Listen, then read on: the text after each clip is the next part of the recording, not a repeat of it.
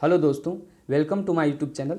आज हम बात करेंगे कक्षा 12 की जो हमारी लेक्चर चल रही है इकोनॉमिक्स की, उसमें बात करेंगे हम लोग उत्पादन संभावना वक्र, सीमांत उत्पादन संभावना दोनों एक ही है और इसी पर आज हम लोग का लेक्चर है। और उत्पादन संभावना वक्र एक ऐसा चैप्टर या टॉपिक है जिससे हर एक बार प्रश्न आता है या विशेषता पूछी जाती है या उत्पादन संभावना वक्र है, इसे उदाहरण के साथ समझाइए। तो उत्पादन संभावना वक्र बहुत ही कन्फ्यूज हो जाते हैं आप लोग बनाने वक्त, तो इसे आप लोगों को इस प्रकार से भी समझाया जाएगा कि आप लोग उदाहरण अगर इसका अच्छी प्रकार से समझते हैं तो आप लोग खुद से वहाँ लिख सकते हैं। तो सबसे पहले इसे आप लोग उत्पादन संभावना वक्र की परिभाषा दिखेंगे। आप लोग ज़्यादा कन्फ्यूज नहीं होना है, क्योंकि आप लोगों को जब उदाहरण दिया जाएगा तो ठीक प्रकार से आप समझ सकते हैं।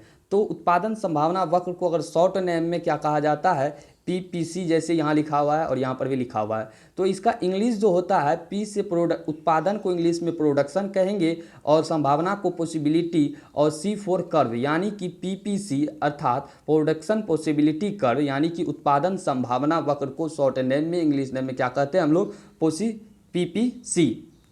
और उत्पादन संभावना वक्र की परिभाषा की बात करें तो यह वक्र दो वस्तुओं के संभावित संयोग को प्रकट करता है। उत्पादन संभावना वक्र जो है वह दो वस्तुओं के संभावित संयोग को प्रकट करता है। यह दो मुख्य मान्यता पर आधारित है। ज़्यादा कंफ्यूज नहीं होना है, हम लोग इस एग्जाम्पल के माध्यम से अच्छी प्रकार से भी समझ जाएंगे। क्या उत्पादन संभावना वक्र इतना सा याद रखना है, क्या दो वस्तु संभावित संयोग को प्रकट करेगा, यह दो मुख्य मान्यता पर आधारित है। पहला अगर मान्यता बात करें तो पहला स्थिर तकनीक है, दूसरा स्थिर साधन है। और आप लोगों को सिर्फ यहाँ विशेषता को ध्यान रखते हुए आगे चलना है। और पीपीसी की विशेषता है क्या, बाएं से दाएं नीचे की ओर झुकेगी। पीपीसी की विशेषता क्या है, क्या वो बाएं से दाएं नीचे की ओर आएगी और उत्पादन संभावना वक्र मूल बिंदु की प्रति नोतोदार होती है। तो आप लोगों की ये दोनों विशेषता परिभाषा उदाहरण के माध्यम से अच्छी प्रकार से भी तुरंत समझ में आ जाएगा।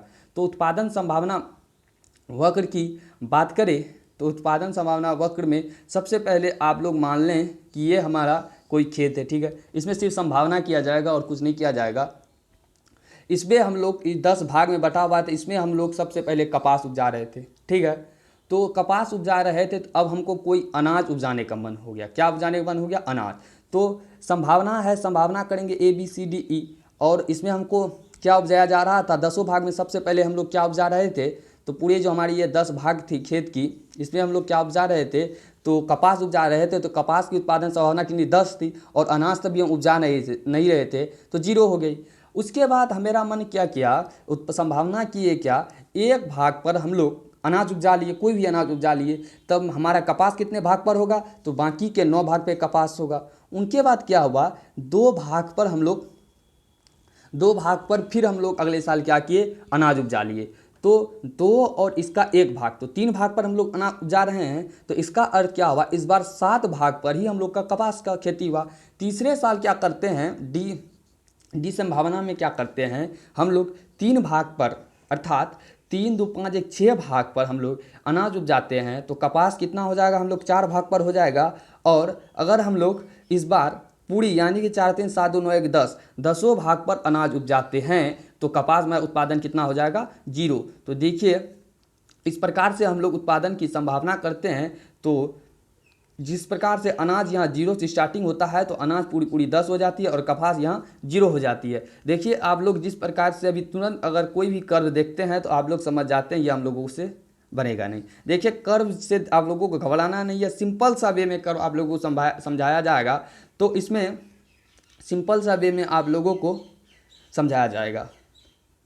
तो अगर यहाँ देखिए स्क्रीन छोटा है इसलिए आप लोग थोड़ा सा दिक्कत होगी, तो आप लोग ठीक प्रकार से समझेंगे। क्या इसमें जो अनाज की उत्पादन किया जा रहा है 4 तक हाईएस्ट है, तो हम लोग इसमें 5 तक लेंगे। और उनके बाद कपास जो हमारा है वह 10 से स्टार्टिंग होता है, तो इसे हम 10 से लिए। अब थोड़ा सा ऊपर करते हैं, आप लोग समझाते हैं।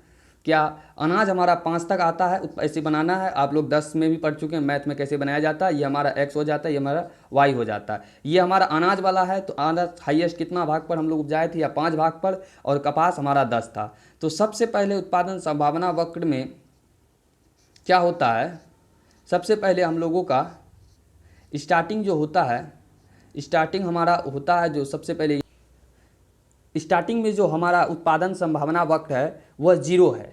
और इसका अनाज कितना उपजा रहे हैं, कपास कितना अनाज किसमें इतना इसमें कितना उपजा रहे हैं, 10 उपजा रहे हैं, ठीक है। और सेकंड वाले स्थान पर जब हम एक वाले स्थान पर आते हैं बी वाले संभावित योग पर, तो हम इसमें कितना उपजा रहे हैं, अर्थात यहाँ उपजा रहे हैं 9।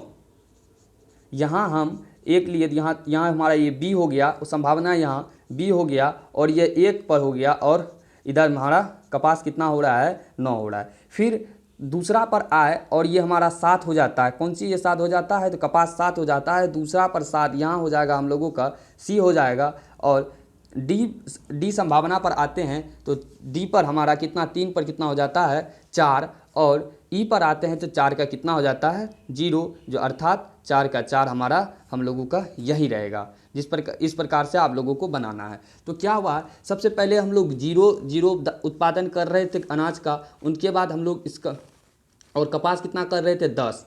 उनके बाद हम लोग 1 का उत्पादन किए तो हमारी कपास की उत्पादन कितना हो गया, 8 हो गया। उनके बाद फिर हम लोग 2 भाग पर किए तो हमारी जो कपास की उत्पादन संभावना कितना हो गई, 2 पर किए तो हम लोगों की 7 हो गई। उनके बाद हम लोग जब 3 का उत्पादन किए तो उसमें कपास की उत्पादन 4 हो गई। और जब हम लोग 4 पर बात करते हैं तो इसमें कपास की उत्पादन संभावना कितनी हो जाती है, 0 हो जाती है। इस प्रकार से हमारी ये उत्पादन संभावना वक्र तैयार हो जाती है। तो आप लोग यहाँ सिंपल साथ में क्या है, यह बाएं से दाएं नीचे की ओर झुकती है। इसे आप लोग यहाँ खुद से देख सकते हैं, क्या ये ऊपर से बाएं से दाएं नीचे की ओर झुक रही है। और उत्पादन संभावना वक्र मूल बिंदु की प्रति नतुदार है। तो मूल बिंदु आप लोग यहाँ है, देखिए उत्पादन संभावना वक्र आ रहा है तो ये 0 के पास आके मूल बिंदु के समीप आके ये नतुदार है। और हम लोग यहाँ पर जो परिभाषा थी उसमें क्या बात की है, यह वक्र 2 वस्तुओं के संभावित संयोग को प्रकट करता है। तो यहाँ अनाज और कपास को 2 वस्तु के संभावित संयोग को प्रकट करता है। तो इस प्रकार से हमारा विशेषता और इसकी परिभाषा यहाँ से कंप्लीट हो जाती है।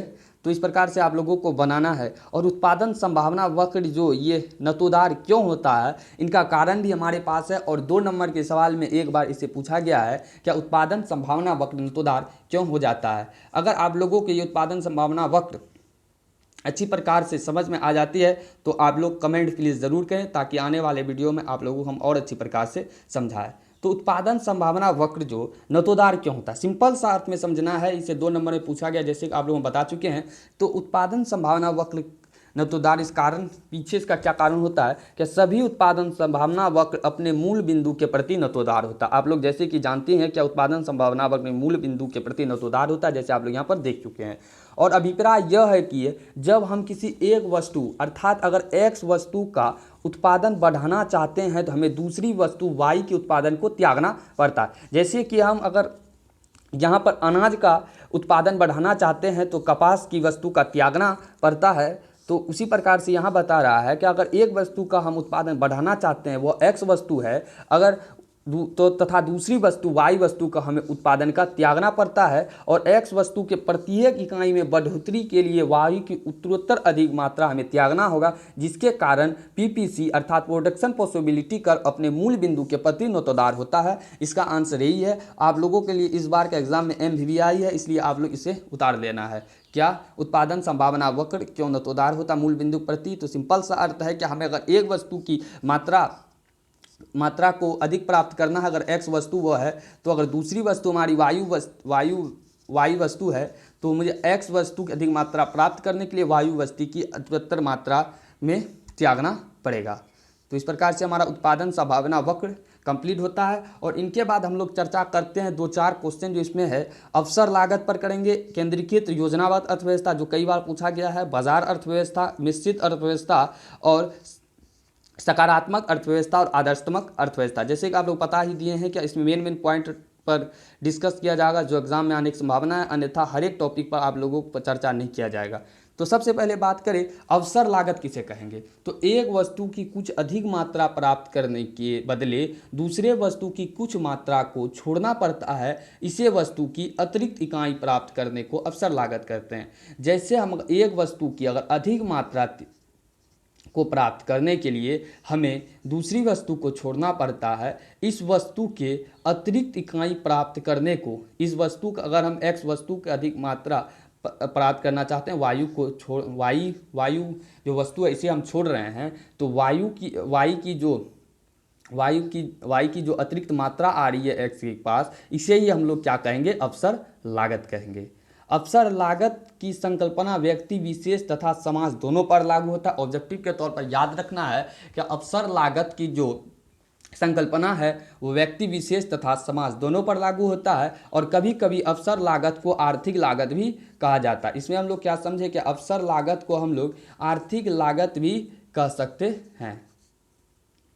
अब नेक्स्ट बात करेंगे केंद्रीकृत योजनाबद्ध अर्थव्यवस्था। इसे आप लोग केंद्रीकृत योजनाबद्ध अर्थव्यवस्था में क्या होता है, केंद्रीकृत योजना अर्थव्यवस्था में एक ऐसी अर्थव्यवस्था होती है जिसमें उत्पादन कारक पर सरकार का स्वामित्व होता है तथा उत्पादन सामाजिक कल्याण के उद्देश्य से किया जाता है। इसे आप लोग अगर 10th में पढ़े होंगे तो इसे आप लोग समाजवादी अर्थव्यवस्था के नाम से भी जानते हैं। तो इसे आप लोगों को केंद्रीकृत योजनाबद्ध अर्थव्यवस्था के रूप में समझाया गया है। क्या केंद्रीकृत योजनाबद्ध अर्थव्यवस्था क्या है? केंद्रीकृत योजनाबद्ध अर्थव्यवस्था एक ऐसी अर्थव्यवस्था होती है जिसे उत्पादन कारकों पर सरकार का स्वामित्व होता है तथा उत्पादन सामाजिक कल्याण के उद्देश्य से किया जाता है। ऐसी अर्थव्यवस्था में क्या उत्पादन किया जाए, कैसे उत्पादन किया जाए तथा किसके लिए उत्पादन किया जाए का निर्णय केंद्रीय सत्ता द्वारा लिया जाता है। तो ऑब्जेक्टिव के तौर पर पूछा जा सकता है कि कौन सी अर्थव्यवस्था में कैसे उत्पादन किया जाए, क्या उत्पादन किया जाए, किसके लिए उत्पादन किया जाए, यह केंद्रीय सत्ता के पास होती है। यह कौन सी अर्थव्यवस्था में है? तो हमारा आंसर होगा केंद्रीकृत योजनाबद्ध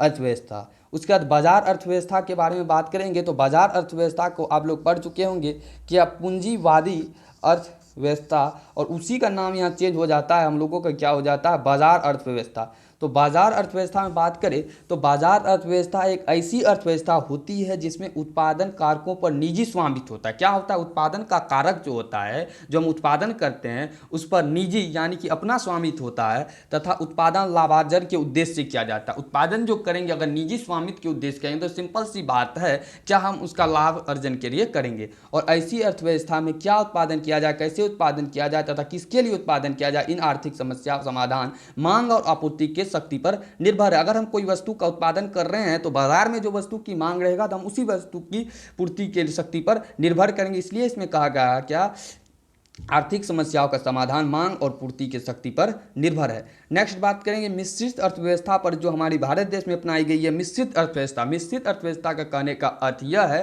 कि मिश्रित अर्थव्यवस्था बाजार तथा केंद्रीय योजनाबद्ध अर्थव्यवस्था दोनों के गुण शामिल होते हैं। इसमें सरकारी और निजी क्षेत्र दोनों सह अस्तित्व में रहता है। क्या होता है मिश्रित अर्थव्यवस्था में, ये सरकार की क्षेत्र है और ये निजी क्षेत्र है, ये दोनों की मिलकर सह अस्तित्व में रहेगा और मांग और पूर्ति के बलों द्वारा किया जाता है हमारी मिश्रित अर्थव्यवस्था। इस पर ज़्यादा चर्चा करने की संभावना नहीं करेंगे क्योंकि सिंपल सा अर्थ है, आप लोग खुद से समझ सकते हैं। और इसमें सरकारी क्षेत्र के निर्णय सरकार केंद्रीय सत्ता द्वारा किए जाते हैं, जबकि निजी क्षेत्र के निर्णय कीमत तंत्र अर्थात मांग एवं पूर्ति द्वारा किया जाता है।